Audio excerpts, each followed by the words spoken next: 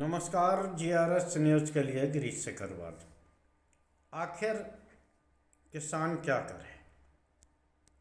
किसान, जिससे कि चुनाव के दौरान अन्नदाता कहा जाता है, और बाद में जब वो अब अपनी समस्याओं को लेकर सड़कों पर उतरने के लिए विवश होते हैं तो उसी किसान पर लाठियां भांजी जाती, चाहे अपनी फसलों को बचाने के लिए पानी आदि की व्यवस्था हो, फसल उपजाने के लिए खाद आदि की व्यवस्था हो,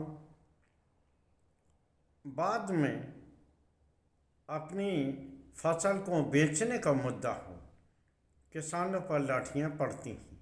आप लोगों ने देखा होगा किस प्रकार खाद के लिए एक एक बोरी के लिए किसानों को चरौरी करना पड़ा। यहाँ तक कि किसानों को अपनी फसलों को बेचने के लिए भी किस प्रकार परेशानी का सामना करना पड़ता है, ये सब जानकारी आपको इस ब्लॉग में देंगी। और आखिर हनुमानगढ़ जंक्शन में हजारों किसान सड़कों पर क्यों हैं, इस संबंध में भी आपको जानकारी देने की कोशिश करें। हनुमानगढ़ जिले में एक एथेनॉल बनाने की फैक्ट्री, जो कि एशिया की सबसे बड़ी फैक्ट्री होगी, उसे लगाया जा रहा है। इसके विरोध में किसान लगभग 1.5 वर्षों से आंदोलन कर रहे हैं। उन्होंने इस बात का विरोध किया और अपने उपजाऊ खेतों को बचाने की बात की। मैं भूमि अधिग्रहण के खिलाफ नहीं हूँ, मैं चाहता हूँ कि भूमि अधिग्रहण हो, लेकिन मेरी आपत्ति मात्र इसलिए है कि उपजाऊ और 2-2, 3-3 फसल देने वाली भूमि का अधिग्रहण नहीं किया जाना चाहिए। आखिर अगर आप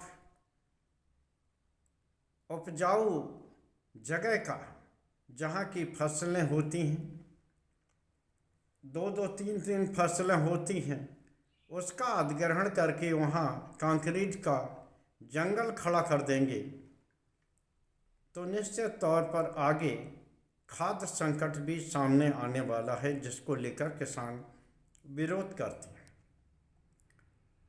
सरकार ने उनके किसानों के प्रोटेस्ट पर ध्यान नहीं दिया। लोकतांत्रिक ढंग से किए गए धरना प्रदर्शन को सरकार कभी भी गंभीरता से नहीं लेती। जब यही आंदोलन हिंसक हुआ और किसानों ने उस फैक्ट्री की बनाई गई बाउंड्री को तोड़ना शुरू किया तो किसानों पर लाठीचार्ज किया गया। आखिर सरकार 1.5 वर्षों से कुंभकर्ण नींद में सोती क्यों रही? जब उन्होंने विरोध किया था तो क्यों नहीं किसानों की समस्याओं को गौर से सुना गया? जैसा कि मैंने आपको इसके पहले ही बताया है ब्लॉक में कि किसानों को किस तरह की समस्याओं का सामना करना पड़ता है। यही सरकार जब किसानों के और कृषि के खिलाफ 3 बिल लेकर आई तो किसान संगठनों ने दिल्ली को चारों ओर से जाम कर दिया और करीब 700-800 दिन आंदोलन, जिसमें कि 700-750 किसान शहीद भी हुए। 1 सवा साल दिल्ली की सीमाओं पर किसान बैठे रहे, लेकिन किसान के आंदोलन पर न तो देश के प्रधानमंत्री ने कोई गौर किया और न ही सरकार किसानों की मांगों को मांगने के लिए तैयार हुई। मजबूरन 700-800 किसानों को अपने जान से हाथ धोना पड़ा और जब सरकार को ये दिखाई दिया कि नुकसान हो सकता है, उसे राजनीतिक नुकसान होगा, तो उन्होंने झट से वो किसान और कृषि विरोधी कानूनों को वापस लिया। आज भी किसानों की स्थिति मुफीद नहीं कही जा सकती। सरकारें दावा करती हैं उन्होंने किसानों के लिए काफ़ी किया है, लेकिन सबसे ज़्यादा किसानों को तकलीफ अपनी फसलों को पैदा करने में होती है। सबसे पहले तो उन्हें समय पर बीज, खाद और सिंचाई आदि के लिए पानी का प्रबंध नहीं होता। अगर वो एन के एन प्रकार इससे पार भी पा चुके, तो जब उनकी फसलें तैयार होती हैं तो उन फसलों को खरीदने के लिए सरकार तैयार नहीं होती। सरकार दावा करती है कि वो 23 फसलों को मूल समर्थन योजना के तहत खरीदती है, लेकिन किस प्रकार से धान को बेचने के लिए, बाजरा को बेचने के लिए किसान परेशान और मारा मारा घूम रहा है।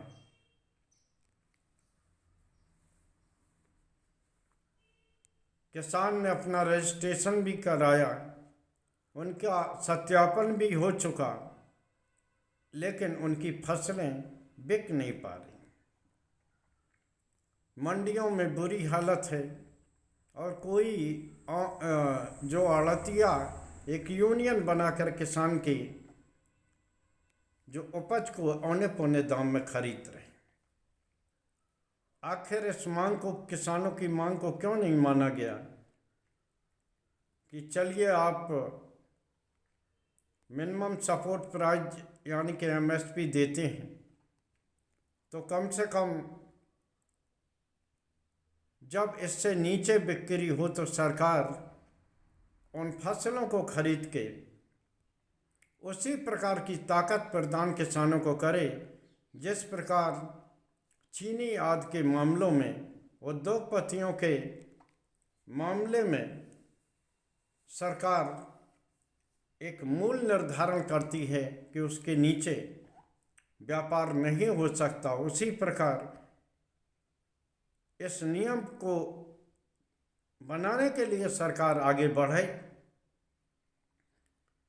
कि मिनिमम सपोर्ट प्राइस से कम दाम पर व्यापार नहीं होगा।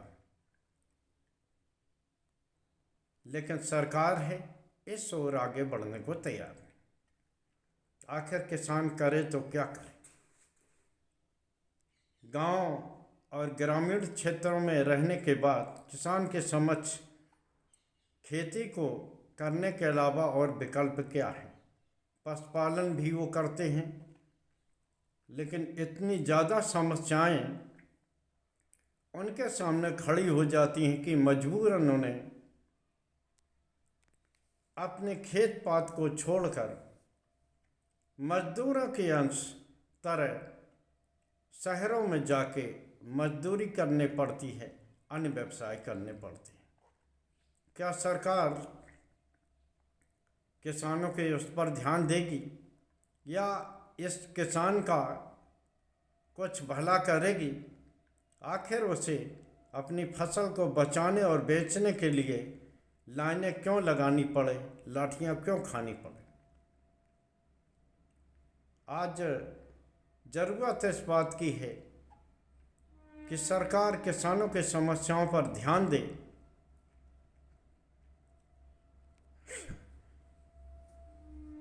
आप सभी लोगों को ध्यान होगा जिस समय कोरोना काल में देश के सभी आर्थिक संसाधन डूब रहे थे, तमाम फैक्ट्रियां बंद चल रही थीं, कृषि क्षेत्र और किसानी ही ऐसी थी जिसने कि देश की बिगड़ती या गिरती अर्थव्यवस्था को साधा और देशवासियों का पेट भरा। आज भी जिस बात को लेकर सरकार दावा करती है कि वो देश के 81 करोड़ लोगों को खाद्यान्न निःशुल्क उपलब्ध करा रही है, वो भी किसी फैक्ट्री से नहीं बने बल्कि किसानों की मेहनत से। इस धरती का सीना चीर कर किसानों ने उसको उपजाया है, लेकिन किसान अपनी फसल को कम रेटों पर बेचने के लिए विवश होता जा रहा है और सरकार सिर्फ चुनाव जीतने को ही एक अपनी उपलब्धि मानती है। और अब तो चुनाव जीतने को लेकर भी सरकार पर सवालिया निशान है। इसी को लेकर दिल्ली के रामलीला मैदान में 14 दिसंबर को एक रैली का आयोजन हो रहा है, जिसमें कि किसानों की भी एक बड़ी मात्रा में इस रैली में सहभागिता होने वाली है। किसान गांधी जी के समाधि स्थल राजघाट पर 9:30 बजे 14 दिसंबर को एकत्रित होंगे और वहाँ से एक जुलूस के रूप में रामलीला मैदान पर रैली में सहभागिता करेंगे। देखना है कि चुनाव जीतने के लिए सभी नाजायज हथकंडों को अपनाने वाली सरकार क्या किसानों के मुद्दे पर ध्यान देगी। आज के ब्लॉग में बस इतना ही। जय हिंद, जय भारत। कल फिर किसी नए मुद्दे पर आपके साथ जुड़ने की कोशिश करूँगा। जय हिंद।